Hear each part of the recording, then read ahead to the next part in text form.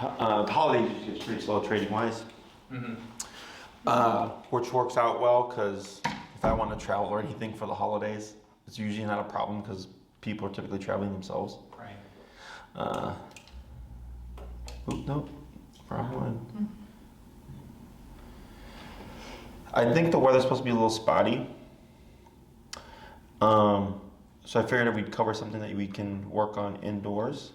So that this way, if you can't get outside due to rain or something, you still got something to work on. Yeah. Okay. How'd it go this week? Well, I had my first encounter with one of the dogs that he was getting reactive with yesterday. Okay. So it kind of caught me off guard. Sure. I guess I wasn't really like thinking about it. I think I handled it okay, but like when I took him out, there's an alley outside outside of the dog door, and he usually pees on like the rocks that are right there. Okay. So when I took him there, we saw it's like this little black Frenchie that he newly started becoming reactive to. So Okay. like I know I saw him, I know Bentley saw him, but then Bentley started peeing right away, and then while he was peeing, he was just like giving the dog the death stare, basically. So I kind of had a feeling he might do something when he stopped peeing because the dog was walking by us. So sure enough, the hackles went up and he started going crazy, and I just said heel, tap, tap, tap, Okay. and then he stopped. So I felt like relief because I would literally, I think I was telling you I would come home or I would come back upstairs and just like have a panic attack the whole time. So it helped me just to kind of know like, wow, this can work. Like it Sure. was a little bit of relief. I don't know, it sounds kind of bad maybe, but. No, because when it comes to dog training, we want to prevent a lot of stuff. And Yeah. prevention comes through like either how we set ourselves up or, the discipline through the training, right? That just impacts the dog behaviorally. And then there's also the confidence, like, well, if things go south, I still have a means of regaining control in the situation. Yes. Yeah, it's both things. Because if it was just prevention, you can't always prevent. Sometimes it's like you just have to confront the problem. Yeah. So yeah, that's completely fine. But so like Jeremy told me like when I came upstairs, he's like, oh, you probably shouldn't have let him pee and just had him sit right away. Because I did notice the dog first, but then I knew he had to pee, so I didn't think that through fully, So there's a couple ways this can work.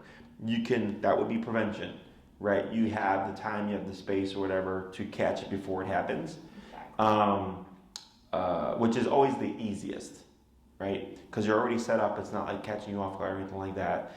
Or two, it's technically speaking, if he's on his own time, he still cannot be reactive, right? Because this is where some people get confused. And right now you said he was on his own time, he was starting to pee, the dog came around, then you saw the hackles go up and everything, and then you said heel, then the tap, right? Yeah. You actually wouldn't need to say heel, okay? So the difference between obedience and behavior is when he's in obedience mode, that's what I call prevention. He's so tied into you, he should not be caring about what's going on with the environment or the dog, okay? Yeah. In this moment, he's in his own time, but the rule of you can't be reactive still applies, right? He's just not locked in. Yeah. So if he's peeing and he all of a sudden blows up, technically speaking, all you need to do is tap on the collar and he should just stop the behavior, okay? If he stops and goes into a sitting position, that's fine, but technically what you're telling him is like, look, yes, you're on your own time, but you still cannot lunge and bark, okay? Whereas with heel, you're telling him, hey, you need to do this in order so that you don't lunge and bark. Yeah. Does that make sense? Yeah. So I guess so you're kind of saying I could have kept walking in heel or had him sit technically. Like, right, so like let's say I see the problem.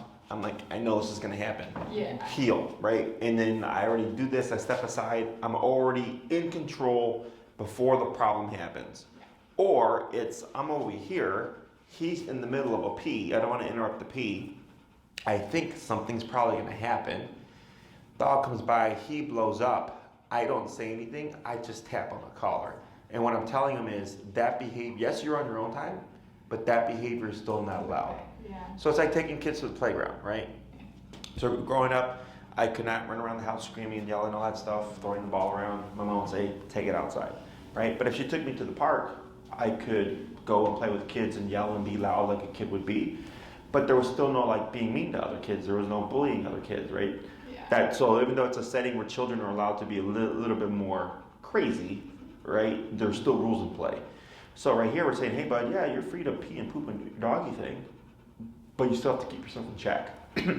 Yeah. Otherwise, you'll always be dependent on needing to do something prior to the problem. Okay? Yeah. So there's no right or wrong. Everybody's preference is different.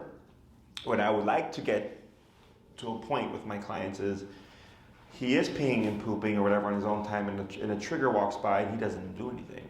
He just continues living his life, right? So that's the difference. Is one of them is we do this very strict specific thing in order to prevent him from doing anything. And the other one is he might be on his own time and then act up and I want to correct him, but then he should just go off and continue doing what he's doing, okay? So there's no right or wrong. It's just whatever's going to work for the moment. And some of my clients just prefer always, when they can, stepping aside and doing that because that makes them feel like they have the most control. I get other clients that come to a point where they want to just walk past dogs or like just be a little bit more like not having to always be every single time. Yeah. You know, it just comes down to the case as well. Like sometimes it all lines up really well. Other times the dog's just that much of a badass, so to speak, is that the owner always has to be proactive on things because if there's any little bit of leniency, the dog will lose it, right? Mm-hmm. So there's different personality types, and that's just stuff that we figure out over time. Okay. When you tapped him, what was the number at? It was probably at like 32. Okay. And then how many taps would you say before he stopped? At least 3. At least 3. What I would do is whenever you're in a setting where was he in a heel sit? Yeah. Okay, tip. Up tip. There you go. Wait a second. No, tip. It's okay. And then relax right there. Good. And go just give him a break. Let him or a release command. break. There you go. And then if he lays down, he can lay down. What I would do is when you're in a setting, like let's say if his heel's really good and everything's doing well, but we're just every now and then it's reactivity that we're having to correct for, is I'll tell the owner, well then don't even use your obedience number anymore because you're not even having to correct obedience. You know, it's just gonna have to correct behavior. Yeah. So then I might be at 40 or whatever the correctional number is for the behavior. So that this way you're not constantly having to hike it up in the moment or trying to catch the moment because you already know obedience-wise, the dog's fine. The only thing I'm going to tap for is the behavioral stuff. Yeah. Mm-hmm. So this way, if like let's say you are out and he's potting and something comes from behind you, Like put it up to 40. yeah, you're already there. Yeah. And then, or like even if you know stuff, like turning around the corner, going to the elevator, settings like that, I already preemptively be higher because I already know like I get caught off guard, or on the elevator it's gonna be tight quarters. So I just hike it up prior, and then once I'm out, I can always go down lower. So there's 2 approaches. It's just I have it up all the time because I don't need to use it for obedience anymore. I just use it for behavior. Or when I know, like if I'm gonna be like distracted, or if I'm gonna turn around the corner, or if I'm gonna get on an elevator, like all these sudden kind of instances, I'll already be up preemptively higher. So this way, if I do get caught off guard, not a big problem. I'm already there. Okay. Any other questions?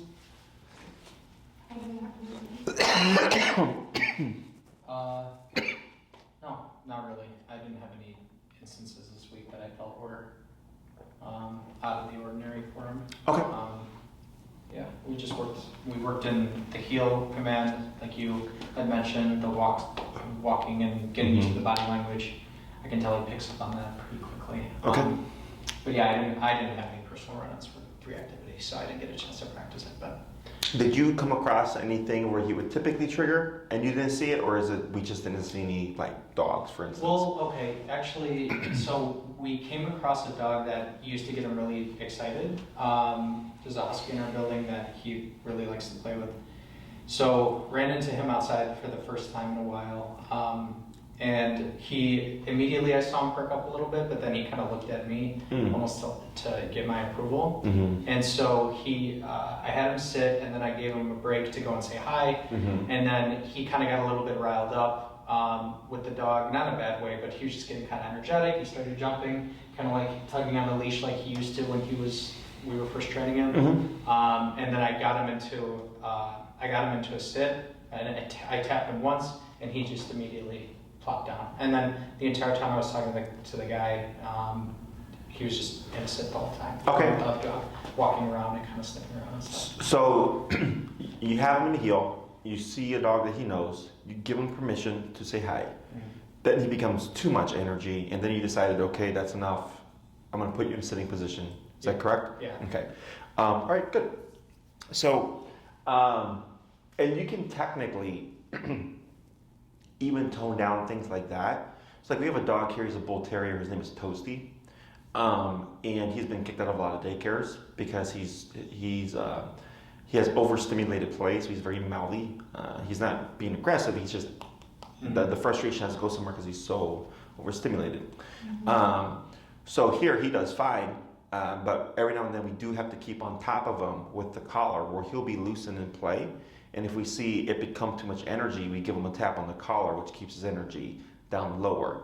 Okay, so as you get more comfortable with the e-collar in terms of how it's used, because like let's say you want him to be able to say hi, but then when we put him in the sit, he doesn't learn how to behave in that context because he's stuck in this sit. Does it make sense? Yeah. So let's say you give him permission, he's saying hi, he's becoming too much. He's not being aggressive, he's just being too friendly, right? If I put him in a sit, and I always do that, he'll never learn how to bring the energy down. So what you can do is you give him the permission. I might dip my number down to 16 or 20 or so I go down lower. And when you start to feel him getting too much, you're not going to say anything, you're just going to tap on the collar and see how does he respond. Okay, what we should see is his energy just start to drop, right? Because he goes 1, 2, 3, 4, 5, 6. When I tap him, he goes down to 3, 4. And then he goes 3, 4, 5, 6, tap him, back down to 3, 4. And what you'll start to see is he'll start to self-regulate. And you'll say, oh, when I go to say hi to this dog that I know, I can't go to here. I have to keep it here. And then you'll start to see him naturally avoid certain things or keep his energy down to a degree without you having to tap him. So that's him learning how to exist in the moment versus being under control. Okay. Does that make sense? Yeah, that's definitely good. Yeah, so the way I explain is like, let's say growing up, my mom was having friends over and I'm a little kid. She's like, Jesse, go to your room. And I'm in my room doing my own thing, right? And then one day she leaves me out with like the adults. Well, I'm not gonna know how to behave because I've never been out with the adults. Does that make sense? So if she keeps sending me to my room, I never learn how to coexist or behave. So then at some point she has to go, all right, Jesse, well, come outside and then be with us, but you can't like annoy people, you can't like pull on their shirt, like you can't show them your toys or whatever the rules are. So I learned how to be respectful around adults. Same thing with this guy. If you always put him in that sit, he'll never learn how to contain that energy when he's saying hi. So then this is the kind of middle ground or behavior approach where it's like, okay, I'm gonna coexist, but there's still rules, which kind of ties into what you were doing earlier. Where I'm like, you're on your break time, but there's still no reactivity allowed. Okay, so he's learning to coexist and do his own thing without being that way. Okay. Does that make sense? Yeah, so we basically use this as kind of like the ebbs and flows of his energy. Yes. And Because like let's say if he's playing with other dogs and he becomes too much energy, they would nip or bite him, right? To tell him like, yo, cut it out. I don't like what you're doing. I don't like how intense you're being. So you're actually doing that proactively for the other dogs. So then they're like, okay, cool. Bentley plays at a 3 to 4. He doesn't go 5 and above, which is typically where problems happen. 5 and above is typically when like dog fights happen and stuff like that. So we always like to keep dogs at a 4 or lower. Okay, which is why like when you see the dogs play here, like here, it's quiet. Yeah. Because we don't allow them to go 5 to 10, we keep it 4 and less. We do that all through collar. And you might find him get confused in the beginning where you might correct him for his energy and he might walk next to you and sit down because that's what he's learned, right? So I would ignore him. I would not praise him, because if you praise him, he thinks that's what he's supposed to do. When really all you're wanting him to do is just chill out the energy. So if that happens, I would just ignore him, don't acknowledge him. But remember, you didn't put him in any kind of position. He chose to do that. So if he chose to get up and like go back and interact, that would technically be okay. Okay. So the only time a dog is tied into an obedience command is if you've cued something, or you've done something, like let's say if I pull up and tap, well, I know that's going to put him in a sitting position. So that's technically a sit. But if I just have my leash slack and I tap him and he sits, he technically chose to do that. Does that make sense? Yeah. So the difference is the tension up, because that's telling him, I need you to put your butt down. Whereas if there's nothing and I tap him, he's like, all right, well, I don't know what to do, so I'm just put my butt down. And I ignore him, and eventually he gets up and he's like, well, what happens if I go back to say hi again? Nothing, because he was not placed in a command. Okay. And you can use this for like anything really. It's like, let's say he's in like a yard, and I don't know, there's goose poop in the yard. You don't want him to eat the goose poop, but I want him to like be in the yard. I would just correct him every time he goes for goose poop. And at some point, he's gonna go, all right, well, can't eat goose poop, so I'll just go off and explore the yard. Okay. As opposed to putting him in a sit position where he won't eat goose poop, but now he's not gonna move and explore the yard. Okay. So anything at this stage when he's on the leash, or when he's in an enclosed area, you can use the e-collar to correct things you don't want. The difference when we correct behavior is we have cued behavior, and then we have behavior we don't want, period. Okay? So I like to think of it as like control and elimination. So like, let's say I don't want my dog to eat goose poop. I want to eliminate that. Okay? Is I never say anything. I just go straight to the e-collar to correct every time they attempt to do so.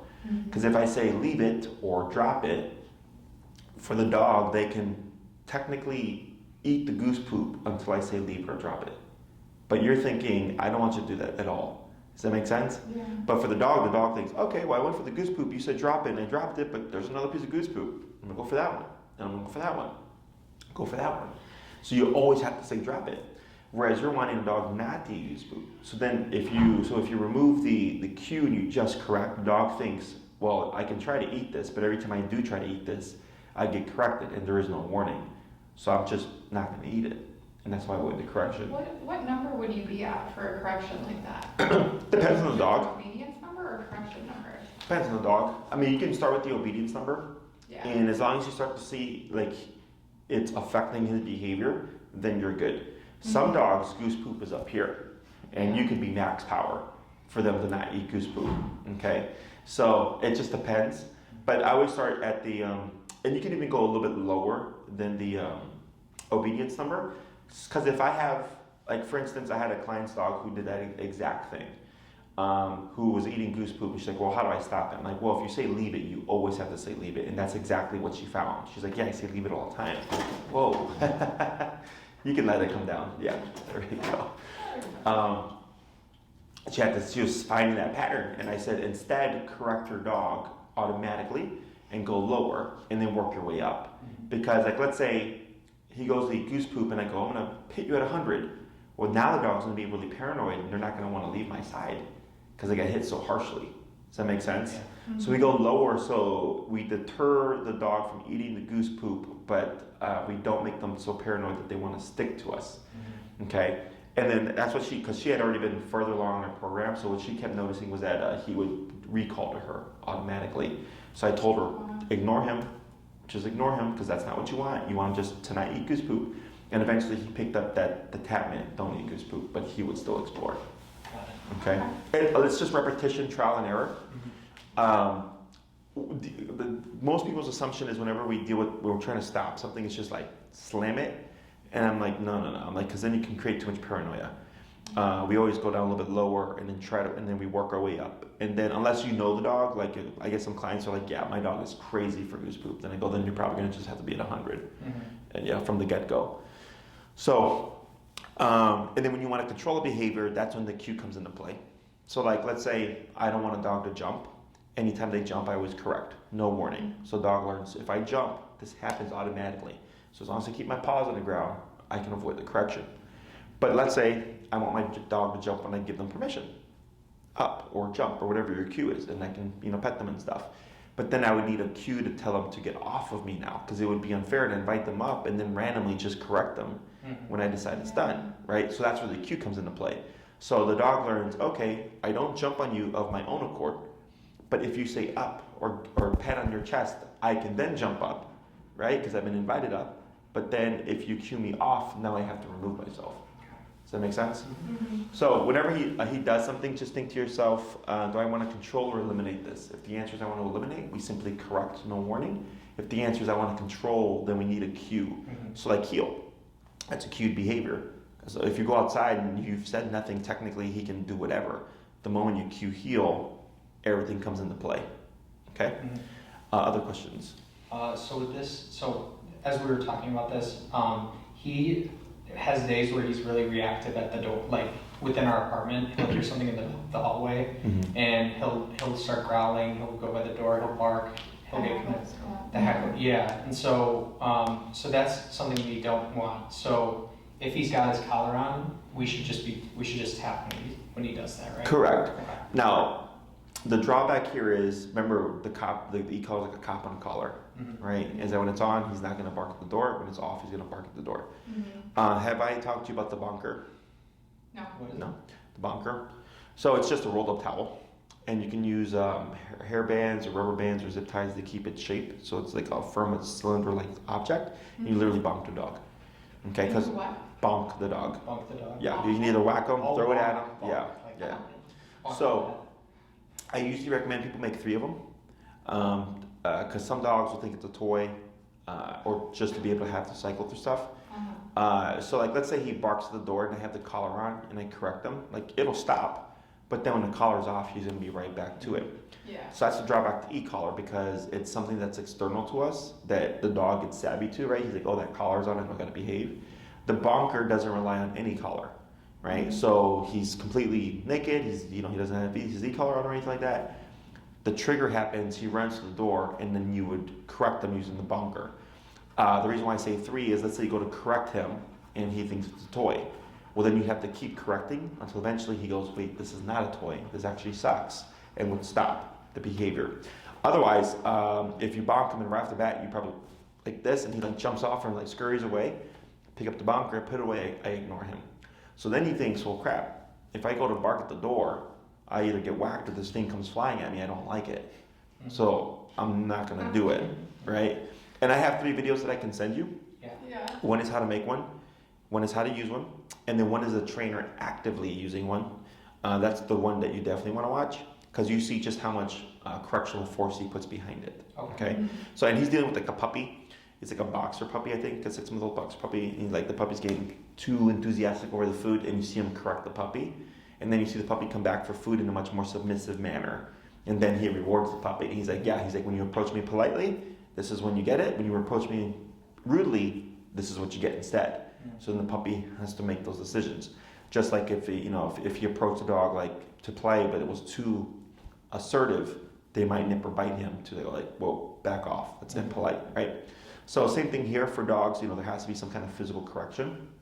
So the bonker is a great tool that kind of bridges the gap for my clients, because that doesn't depend on the e-collar. So when you're outside, you have your e-collar.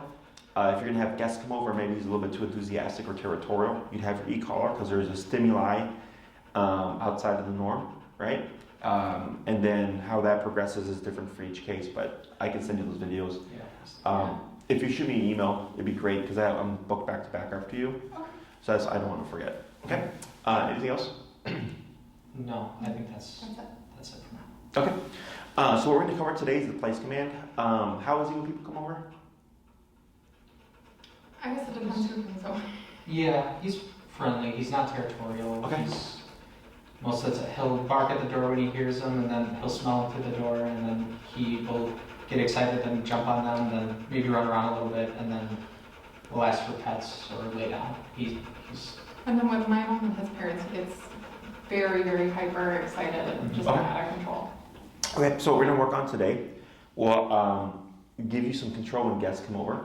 It's also something that you can use, probably not anytime soon now that fall's coming, but like come the springtime or summertime, if you want to bring them with you out to like a restaurant or something, This is the command that we use. Okay, so it's meant for stationary control. So are you guys familiar with the place command? The idea of it, yeah, Okay. not the details. So place. So there's 6 commands: sit, stay, down, come, place, heel. Sit, down, and place would be stationary commands. Okay. Sit, put your butt down, don't move. Down, lay down, don't move. Place, go to this object and don't get off. Okay. So sit and down are very strict, right? Put your butt down or lay down. There's no in between. Place is actually pretty lenient. So he can sit, stand, lay down. I don't care what he does. I just care that he doesn't get off. So if you go to a restaurant and he's sitting there for 5 minutes and decides he wants to lay down, and then someone comes by and goes, hey, can I pet your dog? And you're like, sure. And they come to pet him and he stands up, like technically that's okay because he's within the boundary of place. Does that make sense? So it's very easy to teach and very easy to practice as well. So who's going to go first? All right. Go ahead and dip your collar down to, you're at 32? Yeah. Let's go ahead and go down to 16.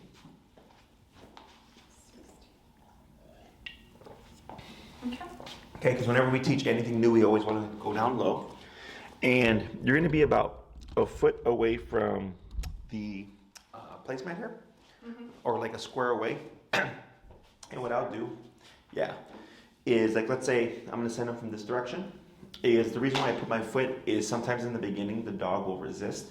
So they'll go like this. So when you're like this, it's harder to get leverage, whereas with this allows you to get more leverage to help lower the dog. Okay. So I'm going to be up closer on the leash. We're going to probably be a foot away from where the collar is. So you're going to go the opposite. We're actually going to choke up on the leash. And we're going to be at 16. And we're going to start tapping. And by the second to third tap, if we don't see a response from him, we're going to keep tapping. And then we're going to start to pull towards the placemat. Okay. Once he's on the placemat and he's settled for a second, I'm going to take off that pressure. Should he overshoot it or get off, I want to just counter him. So if he went over that way, I would pull him, start tapping to bring him back this way. Goes over that way, start tapping, bring him over, bring him back this way until he's been there for a bit. Once it's been a second or so, break, and then we will move backwards. We're not saying place or anything yet. We're just shaping the behavior. Okay? Okay. So I'll coach you through it. So go ahead and have your remote ready. Okay. And go ahead and tap. Just Tap. a tap? Mm-hmm. Tap. Tap. It's going to go to 20. I don't think we see, he feels anything there. Okay. Tap. Tap. Tap. Tap. Let's try 24. 24? Mm-hmm. What's he supposed to be doing right now? Well, first, so it's kind of like we're trying to achieve contact here. Should I keep pulling him? Or Not wait? yet. We will be, but not yet. Okay. So some dogs, when you tap them, will just automatically go to the placemat. So I want to see what does he do when he feels it. Yep. Tip. Tip. Still nothing. 28. Tip. Tip. Tip. All right. 32. Which is where you were originally, right? Yeah. Okay. Tip. Tip. Oh, he feels that. Okay, cool. Tap. Now tap and pull towards the bed. Tip. Yep. Tip. Tip. There you go. Wait a second. A little bit of praise. Attaboy. Good. And then break and move backwards. Break. Should I drop the leash? No, you'll keep the leash in your hand. Yep. So keep moving back until he comes off. Break, break, break. Break. Pull, pull, pull. There you go. Good. You're going to come forward about a foot away. And we're going to repeat that a few more times.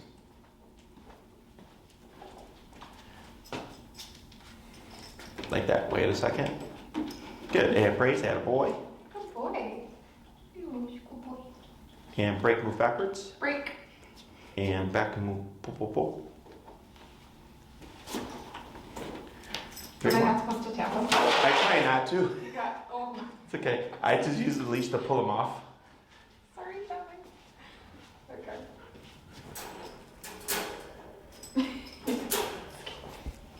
And tip. There you go. Good.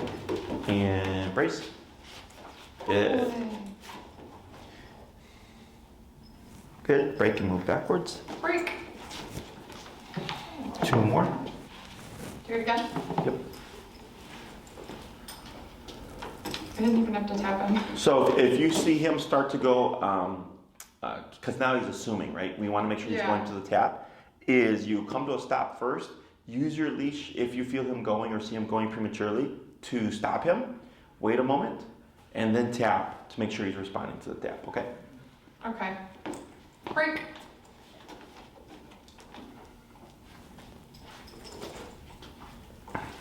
Right. Perfect. Wait a second. Tap. There you go. Good. We're gonna do one more. Break. Break, break, break. Attaboy, good job. Good, one more.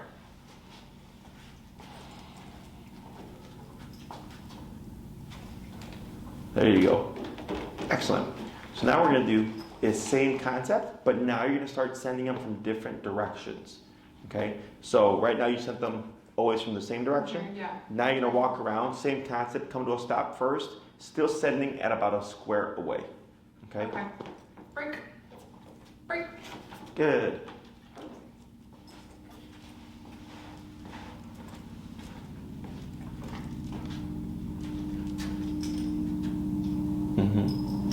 Have him sit first or no?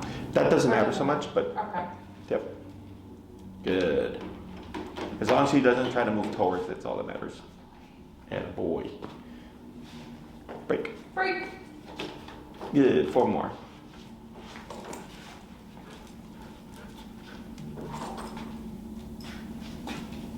Good. Good boy. And the tap's gonna come before your pull. Before the pull. Correct. Okay.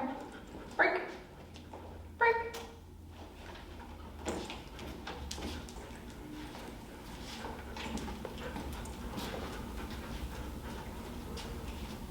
Good.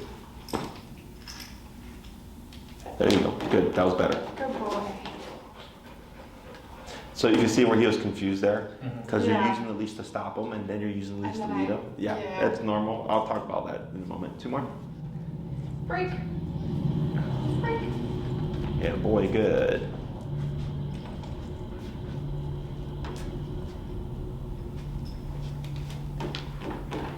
Good. 1 more. Break.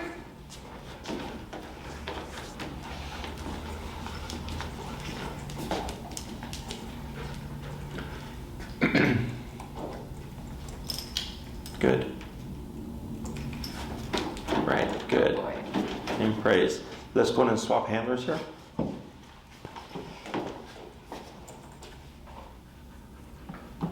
You're gonna do same concept of sending them from different directions, but at a foot away, okay? Okay. Break.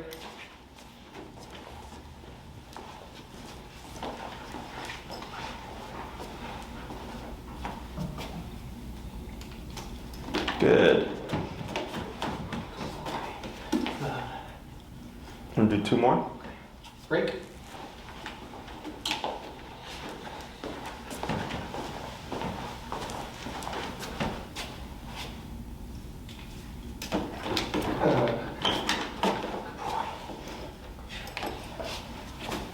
Break.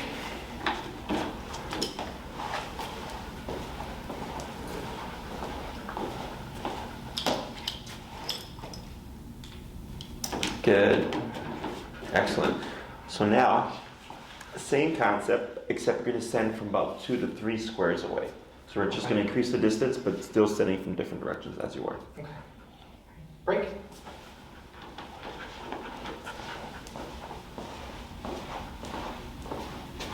On that. Dylan.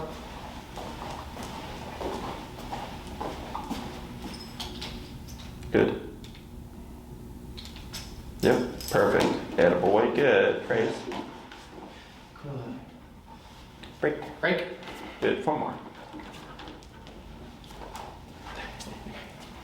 He's getting it, going yeah. back.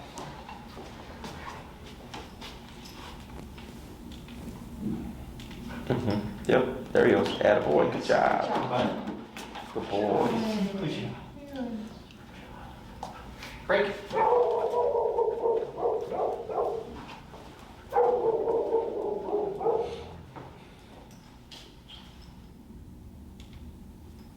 Good.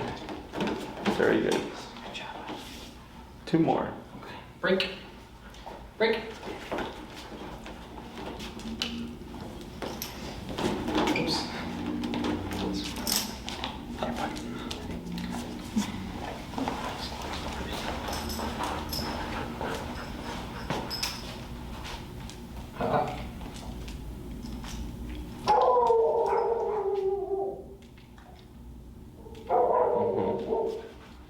Good.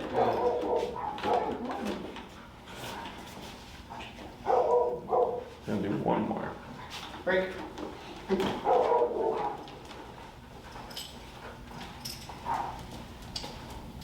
Oops. There you go. Very good. So we're gonna go ahead and add in the word, and I'm gonna explain the exercise and how you're gonna kind of build it. But that's essentially what I'm looking for, is 1 tap and you go straight to the object, okay? So you can do the same concept, walking around, sitting from 2 to 3 feet away. The only difference is now you're gonna cue place first. So you come to your stop, make sure he's settled, place, no response within 1/4 second, tap to send. Once he goes, praise, break, walk around, stop, place, tap if he doesn't respond, okay?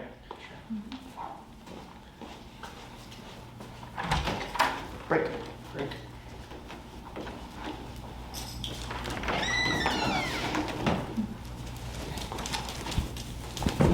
Quiet.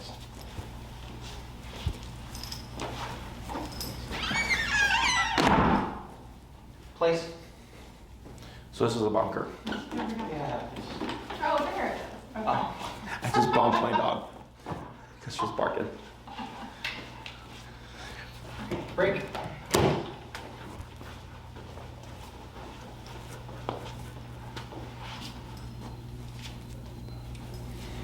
Place. Good. Yeah, good. Good boy. Okay. Break. Is that 2 or 3 so far? That's 2. He's like a little distracted because the door's open. Yeah.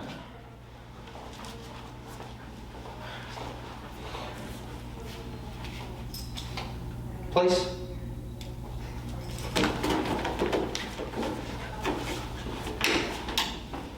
Good. Couple more. Boy. Okay. Break. Break.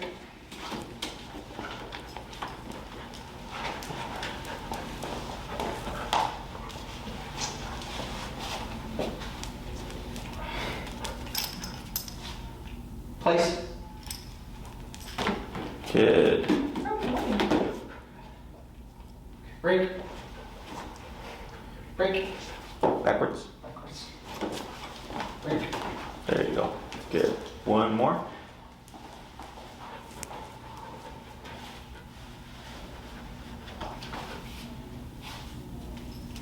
Place. Very good. I'm gonna pause right there. So, questions on any of that so far?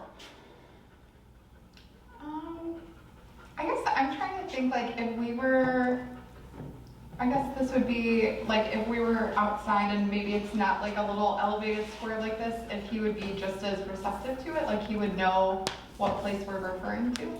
Yeah, so place can be, place is super versatile. So we have an elevated dog bed. It just makes it easier because it's a very obvious kind of step for the dog. But you can use a towel, a blanket, a dog bed, ottoman, section of the couch, a mat, an area rug, anything that sets a perimeter. Okay. So like one time I was at Oz and I forgot to bring my my placemat, so I used my jacket. Just plopped it down and we taught place in my jacket because it differentiated where the dog should be in the grass. Yeah. Okay. So so some of my clients will keep like a towel in their car, so if they go to a restaurant they just plop down the towel, and then it doesn't take up a lot of space. And at home, like the dog will use their dog bed, so I actually did have someone use a big area rug. So the area rug, I mean, it was probably like 12 by something feet. Like, it was big. Yeah. He's like, can that be placed? I said, sure. I was like, except your dog could like literally get up and walk around. But I mean, it's technically the theory. Like, it's just perimeter to let the dog know you can be within this space, but you can't be outside of that space. What we can't do is like point to a corner and say place, because where does it end? Yeah, Right? You have the there's no wall, perimeter. exactly. There's no perimeter coming this way. So it doesn't have to be anything fancy, just something that the dog can recognize, and ideally something large enough the dog can like sit, stand, and lay down comfortably on. Okay. So like, let's say it was smaller than him and like half his body is off and half his body is on. Well, that's technically breaking place, right? But if the object is too small, well, he really doesn't have a choice there.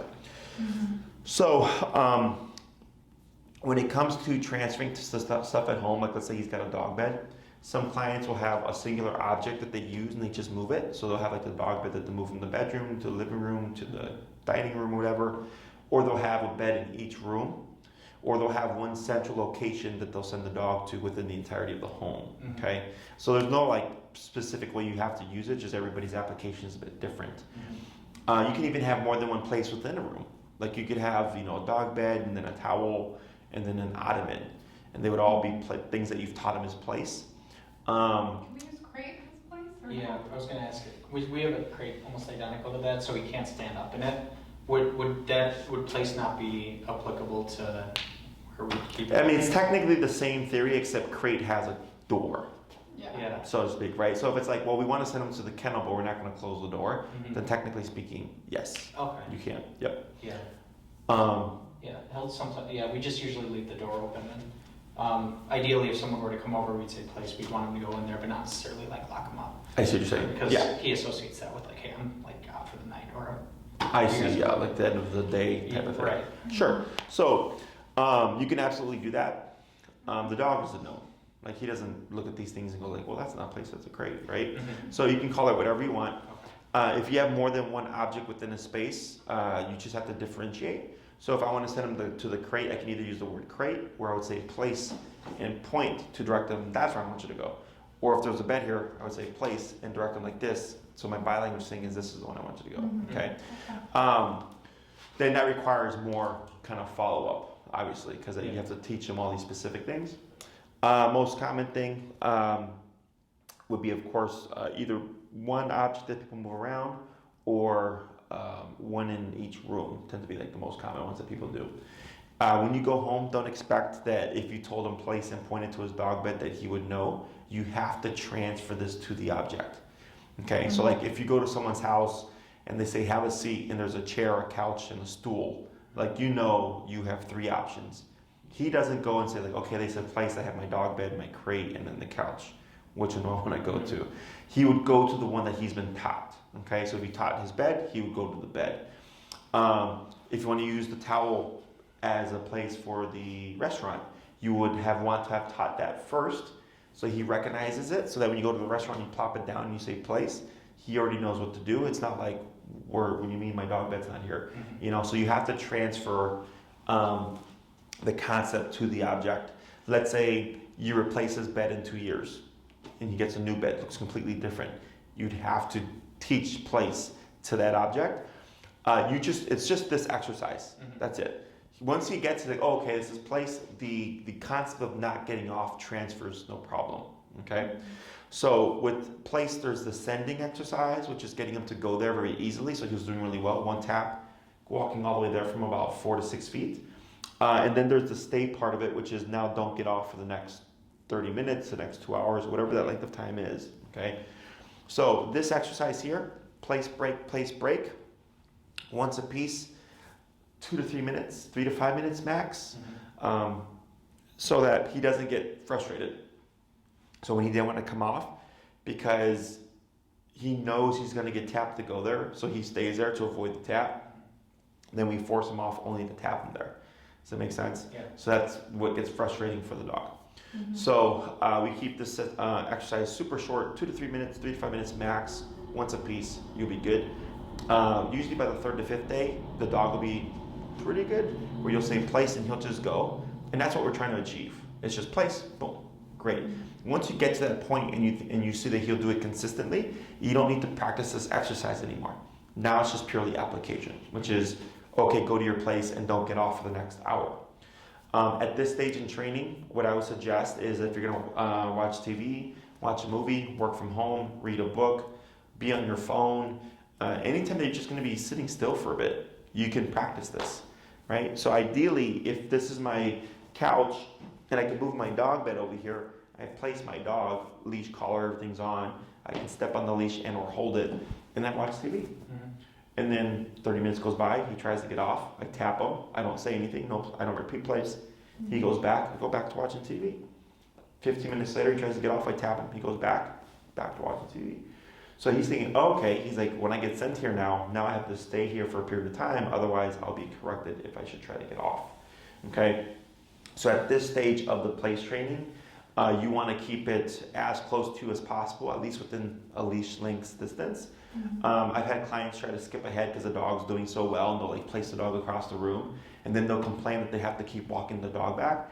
I go, yeah, I'm like, that's why I start here, because I don't even have to get up, right? As long as I have the leash under my foot or something, he can get up all he wants, and I can correct him. I don't even have to get up to fix the situation. The dog should be able to self-correct, okay? And then we build it from there. But for at least this week, I would just keep it right next to you, as close to you as possible. Anytime you're going to be stationary, and you can do both at the same time. You don't have to achieve one before the other.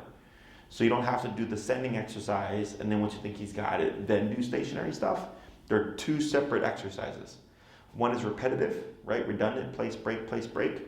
The other one is just place, and then don't get off for the next 30 minutes or whatever that length of time is. I always suggest that people think about how they would apply it in their lives, in how long they would need the dog to hold for. So if the answer is, you know what, yeah, we're going to go to a restaurant with them, hour and a half, 2 hours, then you want to practice 2 to 2.5 hours in the home, so you go a little bit longer, because there's not as much going on in the home as the restaurant. So by the time you get to the restaurant, an hour and a half or whatever is easier, because he does more than that in the home. Does that make sense? And it doesn't mean every time you practice plays you have to do 2 hours. You can do 30 minutes in the morning, you can do an hour in the afternoon, 15 minutes at night. The next day you do an hour in the morning, and then nothing in mid-afternoon, but maybe do 3 hours in the evening. You can change it up, because it's just go here and don't get off until I give you permission, okay? But you do want to practice up in that longer range, at least 2 to 3 times a week, to keep it applicable or functional, otherwise, or like so that you're actually working in that length of time. And then once you feel like he's mastered it, and you don't really need to train it anymore and practice it as much as possible, at least use it a few times a week to keep it going. Because the concept of if you don't use it, you'll lose it technically applies. And it's not that he completely forgets it, it's just he's going to be sloppy. So if you teach this, he does great for the next month, and then you stop using it until spring, and then it's like, let's go to a restaurant and bring the towel, and you've not practiced in a few months, he's not going to hold that position as easily as if you practice it regularly. Okay? Questions on any of this? Would the release word be the same for both exercises? Correct. Yeah. So break is the universal release from any command that we give, whether it be the sit, stay, down, place, come, or heel. Break means your job is done now. Okay? So the place break, the repeated one is just to get them used to the two different. I go here. Break means I can come off of here.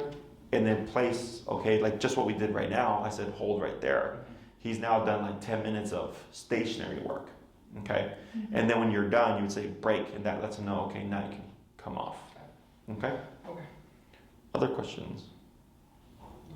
That's pretty good. For the next class, we'll most likely do recall. Yep. Okay, you can have it just way at the bench. I'll be right there. Recall. A 30-foot leash. Did we talk about that at all? Yeah. Okay. You have it? Excellent. So then we'll cover recall. Hopefully we get better weather so we can be outside and actually practice it outside. And then classes 5 and 6, we'll see how he's doing, and then you let me know how you want to, what you want to do for those classes. Okay? Sounds good. Anything else? I think we're set for now. Yeah, sorry we were a couple minutes late today. But No, you're fine. We appreciate it. Yeah, no worries. We got done what we needed to get done, so. Good. Break.